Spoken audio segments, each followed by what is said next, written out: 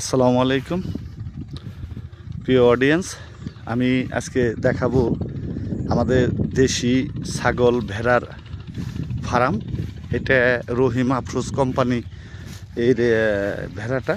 এরা এগ্রিকালচারেরও কাজ করে, এদের বিভিন্ন ধরনের প্রজেক্ট আছে। তার মধ্যে বিশেষ করে সৌরবিদ্যুৎ, ব্যাটারি, রহিম আফরোজ ব্যাটারি এগুলো আছে। তো আমাদের এলাকায় এটা অবস্থিত। ওই যে বিল্ডিংটা দেখা যাইতেছে ওটা এগ্রিকালচারের একটা প্রজেক্ট, বিশাল বড়। ওই যে দেখা যায়, দেখেন ওইখানে ওই যে কালার, ব্লু কালারের একটা দেখা যাইতেছে, ওইটা গরু আছে এদের। এই যে দেখেন অডিয়েন্স, এটা দেশি ছাগল এবং ভেড়ার একটা ফার্ম।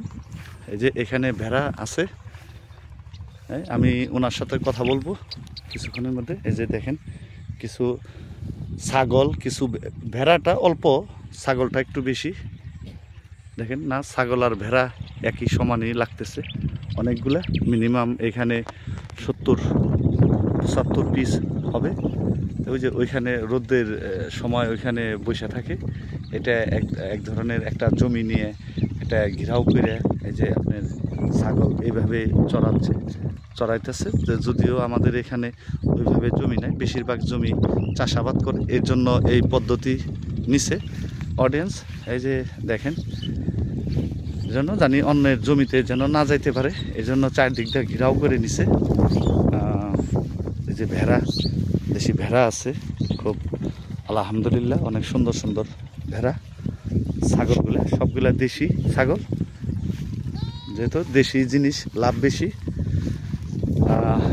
প্রিয় অডিয়েন্স, এই যে উনি চড়ায়। ভাই আসসালামু আলাইকুম। ভাই কি এটা চড়াইতেছেন? এখানে কতগুলা ভেড়া আর আছে, ছাগল আছে? 60টার মতো। আচ্ছা প্রিয় অডিয়েন্স, আমি 70টার কথা বলছিলাম। এখানে একটা আনুমানিক আমি একটা আইডিয়া করছিলাম, তো 60টা আছে, আরো কিছু ওখানে আছে। আরো কিছু আছে না?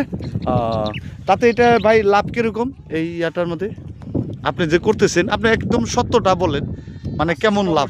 লাভ আছে। এখন তো ঘটনা হয়েছে যে এই ছাগলের আমরা যে চকে খাওয়াইতেছি, জি, কিছুদিন পরে তো বর্ষা এসে যাবে, বর্ষা আসার পরে তো চক তোলা যাবে।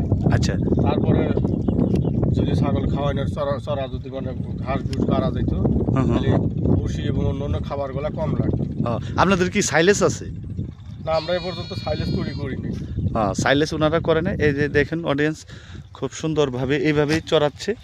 তো এরা রহিম আফরোজ কোম্পানি, এদের গরু আছে, ছাগল, ভেড়া, বিভিন্ন কৃষি প্রোডাক্টও আছে, বিভিন্ন কৃষিকাজও। এরা এক কথায় এগ্রিকালচারের কাজগুলো এরা করে থাকে। তো প্রিয় অডিয়েন্স, তো আজকে এই পর্যন্তই। ইনশাল্লাহ আবার দেখা হবে অন্য কোনো ভিডিওতে। সুস্থ থাকবেন, ভালো থাকবেন, আর আমার জন্য দোয়া করবেন। আমিও আপনাদের জন্য দোয়া করব। আল্লাহ হাফেজ।